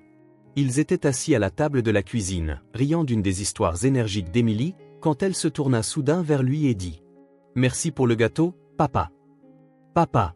Ce mot, autrefois terrifiant, remplissait maintenant Ethan d'un sentiment d'émerveillement. Il résonnait plus profondément que n'importe quelle victoire au tribunal ou contrat qu'il ait jamais signé. Il remarqua Sarah se figer une seconde, observant attentivement. Mais il n'y eut aucune correction, aucune gêne. Juste l'acceptation que quelque chose de crucial avait changé pour toujours. « De rien, Émilie, » répondit-il, luttant pour garder une voix stable. Plus tard dans la nuit, après qu'Émilie se soit endormie, Sarah trouva Ethan sur le porche, contemplant les étoiles. « Elle a décidé ça toute seule, » dit Sarah en s'asseyant à côté de lui. « Je ne l'ai pas poussée ni interdit. »« Je sais, » répondit doucement Ethan. « Émilie a son propre caractère. Tout comme son papa. » Ils partagèrent un sourire, peut-être le premier moment véritablement confortable depuis qu'ils s'étaient reconnectés. En retournant à son pantouse toujours vide ce soir-là, Ethan reconnut que quelque chose de fondamental avait changé en lui. L'homme qui vivait autrefois au rythme des échéances, des victoires au tribunal et des soldes bancaires comptait maintenant les minutes jusqu'à ce qu'il puisse entendre les histoires fantastiques d'un enfant sur des animaux parlants. L'avocat qui intimidait les juges et les jurys tremblait maintenant d'émotion au son d'un seul mot, « Papa ». Pour la première fois de sa vie, Ethan Walker avait trouvé quelque chose de plus précieux que le succès. Il avait trouvé son cœur. L'occasion se présenta presque par hasard. Ethan attendait qu'Émilie finisse un dessin parti d'une nouvelle routine du lundi, quand il remarqua une annonce dans le journal. La galerie Méridian cherchait de nouveaux talents pour une exposition collective. Entretien la semaine suivante. Il découpa l'annonce et l'attendit à Sarah quand elle entra de la cuisine. « Tu devrais tenter ta chance, » dit-il, essayant de paraître désinvolte. Sarah examina la coupure avec appréhension. « Méridian est une galerie respectée, » murmura-t-elle, presque pour elle-même. « Mais ça fait si longtemps que... » « Que quoi ?» l'incita Ethan. Que je me vois comme une vraie artiste, avoua-t-elle en pliant le papier et en le posant sur la table. J'ai cherché des emplois plus pratiques. Ethan comprenait son hésitation. Les dernières semaines leur avaient offert sécurité et confort, mais Sarah se préparait toujours à ce que tout s'effondre. Elle restait sur la défensive, effrayée de rêver trop grand. Pense Y juste, offrit-il, choisissant de ne pas insister. Pourtant, la graine avait été plantée. Au cours des jours suivants, Ethan remarqua qu'elle jetait occasionnellement un coup d'œil à l'annonce. Une fois, en passant devant son bureau, il la vit organiser un portfolio d'œuvres plus anciennes, certaines griffonnées sur les pages de cahiers d'Emily, d'autres esquissées sur des bouts de papier aléatoires, des œuvres d'art qu'elle avait créées dans les conditions les plus difficiles. La veille de l'entretien, Ethan suggéra une sortie. Emily était à une activité scolaire, une autre partie de la normalité qu'il reconquérait, ils avaient donc quelques rares heures seuls. Ils se promenèrent jusqu'à un petit parc près de la maison, un endroit serein parsemé de bancs en bois à l'ombre de vieux arbres. Le temps était doux, parfait pour une conversation tranquille. « Tu vas à l'entretien demain ?» demanda-t-il après quelques minutes de silence complice. Sarah fit tournoyer une feuille morte entre ses doigts. « Je ne suis toujours pas sûre. »« Pourquoi pas ?» Elle haussa les épaules, une mimique si semblable à celle d'Emily qu'Ethan du sourire. « Et si je ne suis pas assez bonne ? Ça fait des années, Ethan. La dernière fois que j'ai exposé quelque chose, c'était avant la naissance d'Emily. Mais tu n'as jamais cessé de créer. Griffonner pendant que ton enfant dort, ce n'est pas la même chose qu'être une artiste professionnelle. » Ethan se tourna sur le banc pour lui faire face pleinement. « Puis-je être honnête ?» Sarah leva un sourcil. « Depuis quand demandes-tu la permission d'être honnête ?» Il sourit à la pique. Dernièrement, les murs de Sarah s'abaissaient occasionnellement, et il entrevoyait l'esprit libre qu'il avait connu des années auparavant. « J'ai jeté un œil à tes croquis récents. Ce que tu fais pour Emily. Les gribouillis dans ton carnet. Tu as plus de talent maintenant qu'à l'université. » Elle roula des yeux, mais une légère rougeur colora ses joues. « Tu ne connais rien à l'art. » C'est vrai. Mais je reconnais le potentiel. Et je reconnais les gens qui méritent une chance. Tu as les deux. Sarah regarda au loin la lente descente du soleil. « Tu sais ce qui est drôle ?» dit-elle après un moment. « Pendant toutes ces années difficiles, l'art était ce qui me maintenait saine d'esprit. Quand nous avions à peine de quoi manger, quand nous dormions dans des refuges ou dans la rue, je dessinais. Pour Emily. Pour moi. Comme respirer. » Ethan hocha la tête en silence, l'encourageant à continuer. « Mais maintenant que nous avons enfin une certaine stabilité, maintenant que je peux potentiellement y retourner professionnellement, je suis terrifiée. » Terrifiée de quoi ? Elle soupira profondément. De découvrir que je ne suis pas assez bonne. Que tous ces rêves que j'avais n'étaient que naïveté. Sarah, dit doucement Ethan. Tu as passé 7 ans à créer de l'art dans les pires conditions, sans matériel adéquat, sans temps, sans soutien. Et pourtant, tu n'as jamais abandonné. Ce n'est pas de la naïveté. C'est qui tu es. Il marqua une pause avant d'ajouter. Tu te souviens comment nous nous sommes rencontrés ? Dans ce cours de philosophie de l'art ? Elle sourit en se remémorant le souvenir. Tu étais tellement déplacé. Le seul étudiant en droit dans une salle pleine d'étudiants en art débraillé. Et tu te souviens de ce que tu m'as dit quand je regardais autour de moi, paniqué, pendant les discussions sur Kant et l'esthétique ? J'ai dit que tu n'avais pas besoin de tout comprendre pour apprécier. Exactement. Et je te dis la même chose maintenant. Je ne sais pas si la Galerie Méridien aimera ton travail. Je ne sais pas si tu décrocheras cette opportunité. Mais je sais que tu mérites une chance. Sarah resta silencieuse un moment. Ce n'est pas seulement une question d'art, continua Ethan. C'est à propos de tout ce que tu représentes. Une femme qui a élevé seule une enfant incroyable dans des conditions qui briseraient la plupart des gens. Qui a gardé sa dignité, sa gentillesse. Qui a refusé de laisser le monde éteindre son esprit. Il inspira, se sentant étonnamment vulnérable en exprimant ses pensées qu'il s'était à peine avoué à lui-même. Tu es une artiste, Sarah. Pas seulement sur papier ou sur toile. Mais dans la façon dont tu as appris à Emily à voir la beauté dans les rues. Dans la façon dont tu as créé un foyer où que tu te sois retrouvé. Ses yeux brillaient de larmes non versées. Pour la première fois depuis leur retrouvaille, Ethan entrevit un sourire confiant rappelant ses jours d'université. Je n'aurais jamais imaginé Ethan Walker, le roi du droit des contrats, faire un discours sur l'art et la beauté. Il rit, soulagé par l'allègement soudain de l'atmosphère. Je suis plein de surprises, apparemment. Sarah expira, redressant les épaules dans une décision silencieuse. D'accord. J'irai à l'entretien. C'est tout ce que je demande. Mais n'attends pas de miracle. Les galeries ont généralement leurs favoris avant même le début des entretiens. Alors surprends-les, répondit Ethan. Comme tu l'as toujours fait. Le lendemain matin, Ethan était en pleine réunion importante lorsque son téléphone vibra. C'était Elena Torres, la directrice de la Galerie Méridien. Il l'avait appelée quelques jours auparavant pour glisser un bon mot en faveur de Sarah. Monsieur Walker, la voix d'Elena semblait irritée. Je vous appelle parce que votre candidate recommandée, Sarah Bennett, ne s'est pas présentée à son entretien prévu ce matin. Le cœur d'Ethan se serra. Elle ne s'est pas présentée? Non. J'avais ajusté mon emploi du temps pour la voir personnellement, selon votre demande. Je suis déçu. Il doit y avoir une erreur, insista Ethan. Elle a confirmé qu'elle y serait. Eh bien, il est presque 11 heures et l'entretien était à 9 heures. Désolé, mais nous avons d'autres candidats. Après avoir raccroché, Ethan essaya d'appeler Sarah. Directement sur la messagerie vocale. Encore une fois. Rien. Un profond sentiment d'urgence l'envahit. Ce n'était pas le genre de Sarah de manquer quelque chose d'aussi important, surtout après leur conversation. Quelque chose n'allait pas. Il annula toutes ses autres réunions et conduisit directement chez Sarah, se faufilant dans la circulation. Il imagina tous les pires scénarios. S'étaient-elles enfuies? Sarah avait-elle perdu courage? En arrivant, il remarqua les rideaux fermés, bien que la journée soit lumineuse. Il frappa plusieurs fois sans réponse. Il était sur le point d'utiliser la clé de secours qu'il gardait quand il entendit enfin des pas lents à l'intérieur. Sarah ouvrit la porte, l'air complètement épuisé. Ses yeux étaient rouges, ses cheveux en désordre. « Que s'est-il passé » demanda Ethan aussitôt. « Émilie, croassa-t-elle. Elle est malade. » Sarah s'écarta. La maison normalement bien rangée était en désordre. Couvertures éparpillées sur le canapé, verre d'eau à moitié vide, bouteilles de médicaments sur la table basse. Dans la chambre, Émilie gisait recroquevillée sur le lit, le visage rouge de fièvre, les yeux vitreux. Elle essaya de sourire en voyant Ethan, mais finit par grimacer. Ça a commencé la nuit dernière, expliqua Sarah depuis l'embrasure de la porte. Je pensais que c'était juste un rhume, mais sa fièvre a grimpé à l'aube. On a utilisé les médicaments qu'on avait, des compresses froides. Elle allait un peu mieux ce matin, mais ça s'est empiré. Pourquoi ne m'as-tu pas appelé ? Demanda Ethan en sentant son front brûlant. Sarah croisa les bras sur sa poitrine, sur la défensive. Tu avais cette grosse réunion. Je pensais que je pouvais gérer. Et l'entretien ?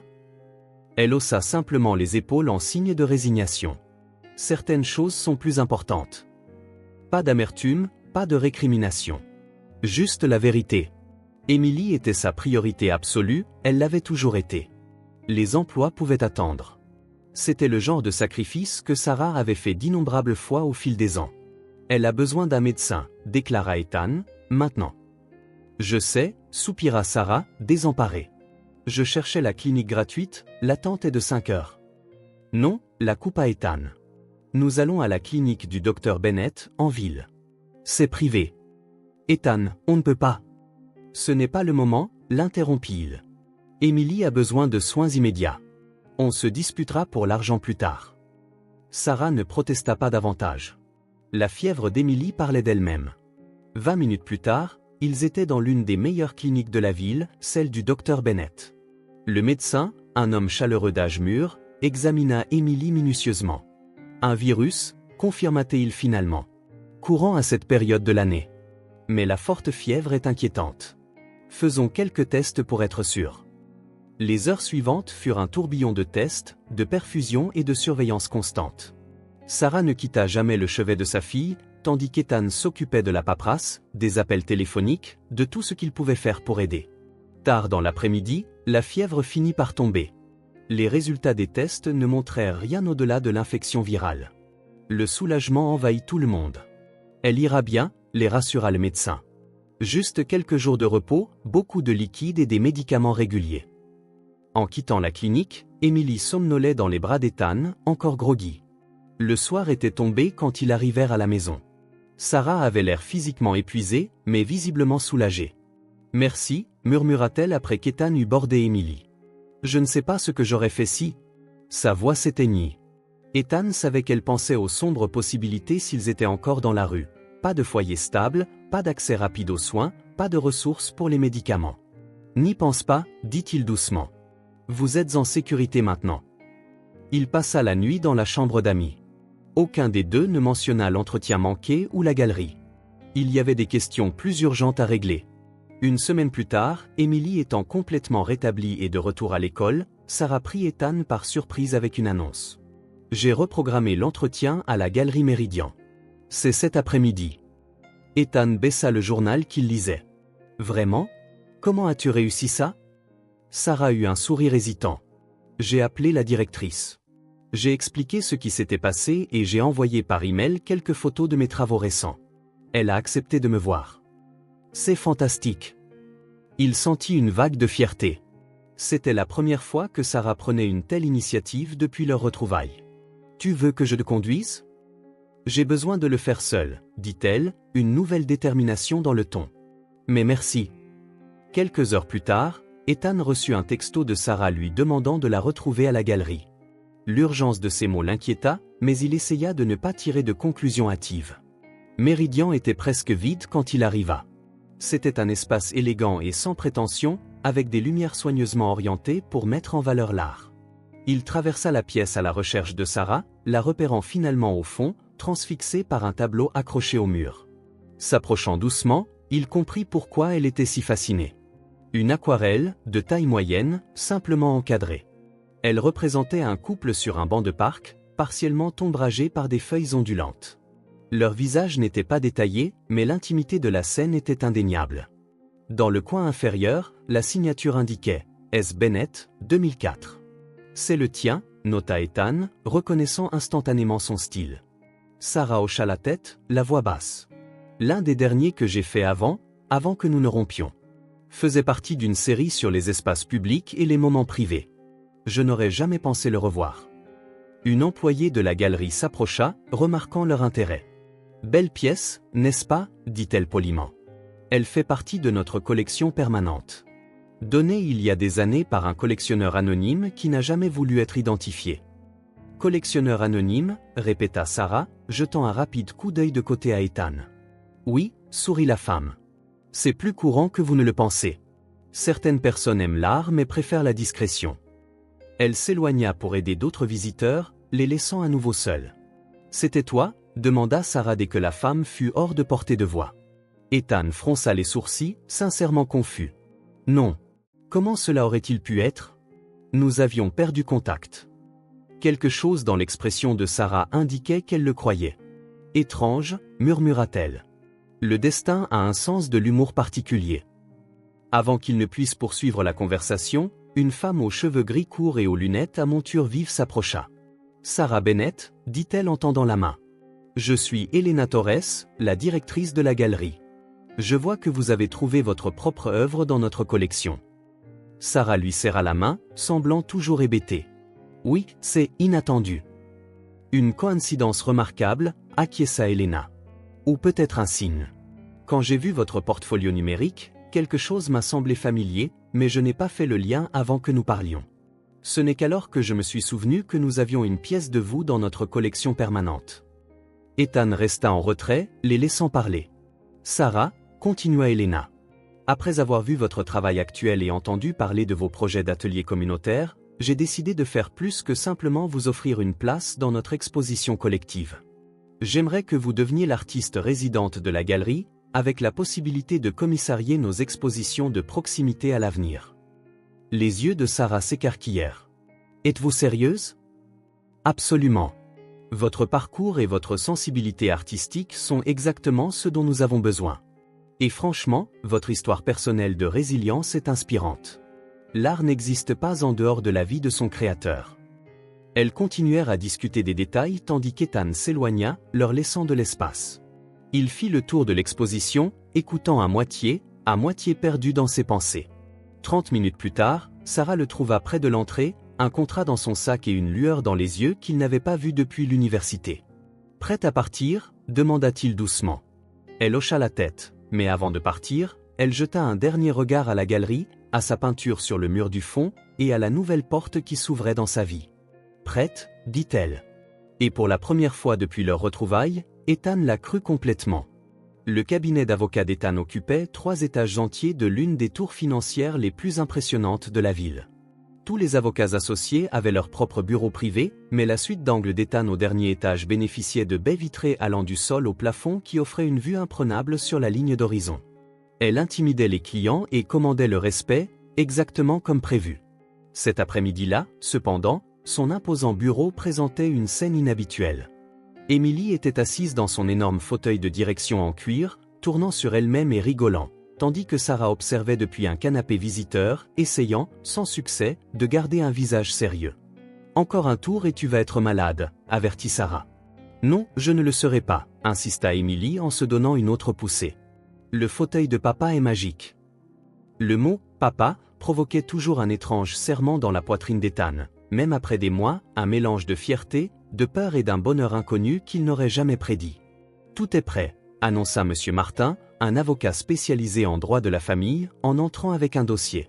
« Nous avons juste besoin des signatures. » Emily arrêta de tourner, soudain curieuse de l'énergie sérieuse dans la pièce. Elle observa attentivement les adultes se rassembler autour du bureau. Le document était simple mais portait un poids énorme, une reconnaissance formelle de paternité. Emily serait désormais légalement reconnue comme une Walker, avec tous les droits et protections que cela impliquait. « Es-tu sûr de ça ?» murmura Sarah lorsque M. Martin sortit momentanément pour chercher un stylo qui fonctionne. « Ça va tout changer, officiellement. »« Je n'ai jamais été aussi certain de quoi que ce soit, » répondit Ethan. Son regard tomba sur Emily, qui griffonnait actuellement sur un coûteux bloc de papier juridique qu'il lui avait donné pour l'occuper. Elle tirait un peu la langue en signe de concentration. Il connaissait si bien ce geste maintenant. Il connaissait ses petites habitudes, ses goûts, ses manies. Il n'était plus un étranger dans la vie de sa propre fille. Quand M. Martin revint, Ethan signa les formulaires avec une assurance calme normalement réservée à ses plus gros contrats. Sarah signa ensuite, sa main tremblant légèrement. « Maintenant, tu signes ici, Emily, » dit l'avocat en désignant une ligne. « C'est juste pour montrer que tu comprends ce qui se passe. » Emily tint le stylo solennellement, appuyant trop fort, laissant une signature enfantine et tordue qui était peut-être la chose la plus précieuse qu'Ethan ait jamais vue. « C'est fait, » déclara M. Martin avec un sourire. « Emily Bennett Walker est maintenant légalement votre fille, M. Walker. » « Félicitations. » Un silence tomba. Emily le brisa la première. « Alors, est-ce que ça veut dire que je peux dessiner sur les murs de ton appartement maintenant, papa ?» Le bureau éclata de rire, dispersant instantanément l'attention. « Non, certainement pas, » fit semblant de gronder Ethan. « Mais ça veut dire que tu es officiellement une Walker. Et les Walker tiennent leurs promesses. Alors je suppose que nous avons une célébration à organiser, non ?» Les yeux d'Emily brillèrent. « Le pique-nique dans le parc. » Exactement. C'était une promesse faite des semaines auparavant. Une petite célébration dans le parc une fois le processus légal finalisé. Rien d'extravagant, juste un pique-nique avec de la glace et des jeux. Le genre d'événement que l'ancien Ethan Walker aurait trouvé futile, mais qui semblait maintenant parfaitement approprié. Alors qu'ils rassemblaient leurs affaires, Ethan remarqua Sarah le regarder avec une expression illisible. « Quoi ?» demanda-t-il doucement, une fois qu'Emily s'élança pour appeler l'ascenseur. « Je pense juste à combien tout a changé, » répondit Sarah. « Il y a un an, tu n'aurais jamais cru que tu planifierais un pique-nique pour célébrer une paternité. » Il n'y avait aucune accusation dans son ton, juste une observation calme. « Les meilleurs changements sont ceux que nous ne planifions jamais, » dit-il, se surprenant lui-même par cette soudaine perspicacité. Sarah sourit, un vrai sourire qui atteignit ses yeux. Qui aurait cru qu'Ethan Walker deviendrait un tel philosophe? Les mois qui suivirent apportèrent un rythme qu'Ethan n'avait jamais imaginé possible, mais maintenant, il ne pouvait plus imaginer sa vie autrement. Il gardait une chambre d'amis dans la maison de Sarah pour les nuits où il restait tard après le dîner ou finissait par s'écraser après avoir lu une histoire à Emily pour l'endormir. Son luxueux Penthouse était toujours techniquement sa résidence, mais il l'utilisait rarement. Au bureau, il délégua plusieurs affaires, réduisit ses heures, au grand choc de tous, commença à refuser des clients dont les valeurs heurtaient sa nouvelle vision du monde. Les gens le remarquèrent. « Tu as changé », remarqua Mark Evans, l'un des associés principaux du cabinet, lors d'une réunion. Il ne semblait pas critique, juste observateur. « Je suis plus sélectif », dit simplement Ethan. « Ce n'est pas seulement ça. Tu es plus humain. Quelques mois plus tôt, Ethan aurait pu se hérisser. Maintenant, il sourit simplement. Merci. C'est exactement ce que j'essaie d'être. Un matin, il reçut un appel de l'école d'Emily. Elle était tombée pendant la récréation et s'était foulée la cheville. Rien de grave, l'assura le directeur, mais quelqu'un devait venir la chercher. Sans hésitation, Ethan annula une réunion client cruciale et se rendit à l'école. Ce n'est qu'après coup qu'il réalisa qu'il n'avait pas pris le temps de peser les coûts professionnels ou d'envisager les conséquences. Emily passait avant tout. Simplement et clairement. C'était une clarté qu'il n'avait jamais connue auparavant. Il trouva Emily à l'infirmerie, le visage marbré de larmes mais souriant courageusement. « Regarde papa, ils ont enveloppé ma cheville avec un bandage spécial », dit-elle en lui montrant fièrement. « Il a l'air super », acquiesça-t-il en l'aidant à descendre du lit d'examen. « Rentrons à la maison. On pourra regarder ce film de dinosaures que tu voulais voir. » Emily s'appuya sur lui pour se soutenir alors qu'il clopinait vers la voiture. À mi-chemin, elle s'arrêta, levant vers lui des yeux si semblables aux siens, grands, bruns, pleins d'une sérieuse maturité. « Merci d'être venu me chercher, papa. »« Je viendrai toujours, » répondit Ethan. Et il savait que c'était la déclaration la plus vraie qu'il ait jamais faite. La transformation au travail s'étendit à la maison. Ethan découvrait sans cesse de nouvelles facettes de la paternité. Il apprit à tresser les cheveux d'Emily pour l'école, après plusieurs tentatives maladroites, à vérifier ses devoirs, à gérer les cauchemars, à soigner les genoux éraflés. Il réalisa également qu'Emily avait un don pour l'art, clairement hérité de Sarah. Ensemble, ils installèrent un petit coin peinture dans l'arrière-cour, passant des heures à créer côte à côte ces croquis techniques et rigides contrastant avec les œuvres colorées et fluides d'Emily. Un jour, il remarqua qu'Emily l'observait au lieu de peindre. « Quoi ?» demanda-t-il, intrigué par son expression sérieuse. « J'essaie de voir si tu es comme le papa que j'imaginais, » répondit-elle avec une honnêteté enfantine et candide.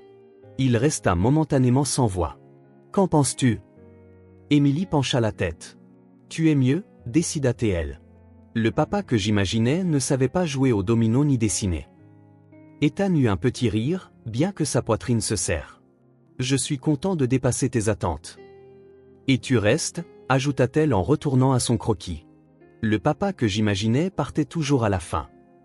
À cet instant, Ethan jura silencieusement qu'il ne serait plus jamais l'homme qui s'en allait. Jamais. Pendant ce temps, sa relation avec Sarah continuait d'évoluer à son propre rythme. Il n'y avait pas de précipitation, pas d'étiquette. Juste un respect mutuel et une proximité croissante. Parfois, quand Emily dormait, ils parlaient pendant des heures sur le porche, renouant avec qui ils avaient été et découvrant qui ils étaient maintenant. Un soir, Sarah mentionna un appel à candidature pour une exposition d'art international à laquelle elle envisageait de participer. « Ce serait incroyable pour ta carrière », commenta Ethan. « Oui, acquiesça-t-elle.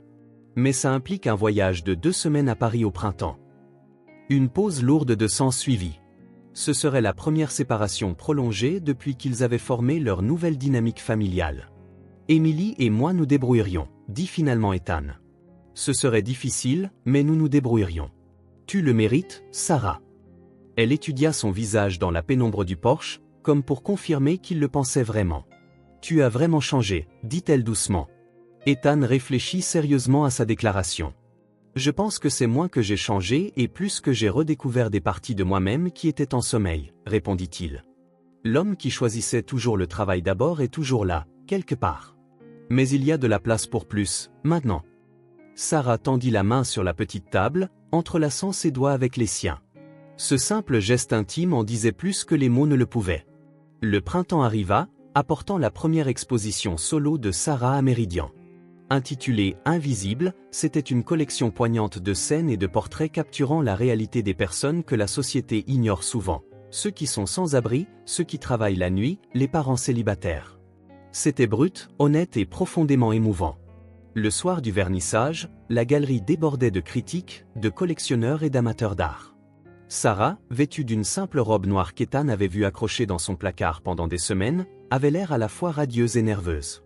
Emily, dans sa plus belle tenue, se mêlait avec confiance à la foule. Occasionnellement, elle attrapait la manche d'un adulte et se lançait dans une explication d'une des œuvres de sa mère. Les gens trouvaient cela absolument charmant. « C'est une excellente assistante conservatrice », plaisanta Elena Torres, la directrice de la galerie, debout à côté d'Ethan. Vous devez être fier d'elle. Plus fier que je ne peux le dire, répondit-il sincèrement. Un critique d'art bien connu s'approcha, une flûte de champagne à la main. Monsieur Walker, êtes-vous le partenaire de l'artiste? Ethan hésita brièvement. Nous sommes une famille, répondit-il simplement. Pas besoin de détailler leur histoire compliquée. Eh bien, je dois dire que son travail est remarquable. La façon dont elle capture la dignité au milieu des difficultés est authentiquement puissante, pas artificielle. Sarah a vécu beaucoup de ce qu'elle peint, répondit doucement Ethan. Elle le connaît de l'intérieur. Lorsque l'exposition prit fin et que les derniers invités s'égouttèrent, Sarah, Emily et Ethan s'affalèrent sur le sol de la galerie, épuisés mais ravis. C'était le meilleur jour de ma vie, déclara Emily, bien que ses yeux soient lourds de sommeil. Sarah rit doucement en caressant les cheveux de sa fille. Mieux que le parc d'attractions? Ou Noël? Emily réfléchit à la question. Différent. Ce soir, j'ai vu tout le monde regarder tes peintures, maman. Ils ont réalisé à quel point tu es spécial. Des larmes piquèrent les yeux de Sarah. Ethan sentit sa gorge se serrer. Prêt à rentrer à la maison, murmura-t-il doucement. On mérite tous un peu de repos. À la maison. Le mot venait si facilement maintenant. Quelques mois plus tard, par un beau dimanche matin, ils se réunirent dans l'arrière-cour pour leur nouvelle tradition, le petit déjeuner en plein air. Des mets simples, fruits, toast, café pour les adultes, chocolat chaud pour Emily. Mais c'était à eux. Un moment où le monde extérieur ralentissait. L'arrière-cour, autrefois juste une parcelle d'herbe, s'était transformée au cours des derniers mois. Ethan découvrit une affection surprenante pour le jardinage. Quelque chose dans le travail tangible, la patience requise, la satisfaction de voir les choses pousser. Maintenant, des fleurs colorées et un petit jardin d'herbes aromatiques prospéraient. J'ai une idée, déclara Emily entre deux bouchées de sa pomme. Racontons des histoires. C'était un jeu qu'ils avaient inventé, une personne commençait une histoire, puis la suivante continuait, et ainsi de suite, tissant des récits de plus en plus absurdes sur des princesses astronautes, des dragons ayant peur des hauteurs ou des robots rêvant de devenir jardiniers. Il était une fois, commença Sarah, une ville où les gens avaient oublié comment rire. Jusqu'au jour, reprit Emily, une fille trouva une boîte mystérieuse dans le parc. À l'intérieur de la boîte, ajouta Ethan, il y avait un chiot avec une carte sur son collier. L'histoire continua, de plus en plus loufoque à chaque tour, arrachant des rires aux trois. À un moment donné, Ethan observa la scène comme de loin, le soleil filtrant à travers les feuilles du pommier, les ombres dansantes sur la table, le visage animé d'Emily alors qu'elle racontait sa partie de l'histoire, le tendre sourire sur le visage de Sarah. Il réalisa qu'il avait trouvé quelque chose dont il ignorait le manque. Ce n'était pas parfait. Il se disputait encore parfois, faisait face à des défis, se sentait en insécurité. Sarah craignait occasionnellement de tout perdre à nouveau. Emily faisait encore des cauchemars de leur temps dans la rue. Ethan devait constamment se rappeler que la vie était plus que le travail et la victoire. Mais ils étaient imparfaits, ensemble. Chaque jour, ils se choisissaient. Non par obligation ou convenance, mais par amour, un mot qu'Ethan non seulement prononçait maintenant, mais vivait. Et alors, conclut Emily avec emphase, ils réalisèrent qu'ils avaient déjà tout ce dont ils avaient besoin. Sarah et Ethan échangèrent un regard par-dessus la tête d'Emily. Ce n'était pas une fin de conte de fées. Ce n'était pas une résolution parfaite ou une garantie de bonheur sans fin. C'était simplement un moment. Un choix renouvelé. Une présence tangible. Et c'était plus que suffisant. Ethan constata que la solitude froide qui avait autrefois été sa seule compagne avait cédé la place à une chaleur constante, désordonnée et merveilleuse. Une famille qui se reconstruisait, jour après jour. Il sourit à l'envolée dramatique de sa fille. « J'aime cette fin », dit-il en lui rendant son sourire. « C'est la meilleure de toutes. » Quand l'histoire se termina, Emily courut jouer avec l'arroseur qu'Ethan avait installé pour les jours chauds. Sarah s'installa sur la chaise qu'Emily avait laissée vacante, s'asseyant à côté de lui. « À quoi penses-tu » demanda-t-elle, remarquant son expression réfléchie. « Ah, comment la vie peut changer complètement en si peu de temps » répondit-il. « Comment je pensais tout avoir, mais n'avais en réalité rien qui comptait vraiment. » Le sourire de Sarah faisait toujours battre son cœur, même maintenant, après tout ce qu'ils avaient enduré. « Et maintenant ?»« Maintenant, j'ai tout, » dit-il simplement. « Vous deux. Cette maison. Ces dimanches. Cette... » Il chercha le mot juste. « Chaleur. Au loin, le rire d'Émilie résonnait alors qu'elle jouait dans l'eau, un son qui symbolisait tout ce qu'Ethan avait trouvé. La joie, la spontanéité, la vie dans sa forme la plus pure. « J'aime cette fin », murmura-t-il en regardant tendrement sa fille. « C'est la meilleure qui soit. » Et alors que le soleil montait plus haut, Ethan savait qu'il n'y avait pas de fin heureuse parfaite en réserve. Il y aurait des conflits, des obstacles et les blessures inévitables du passé. Mais il y aurait aussi ceci, ce choix d'être une famille, jour après jour, un pas à la fois. C'était suffisant. C'était tout. Et Ethan Walker, l'homme qui avait autrefois frissonné seul dans sa tour dorée de solitude, se retrouvait maintenant entouré d'une vie plus chaleureuse et plus riche qu'il n'aurait jamais pu l'imaginer.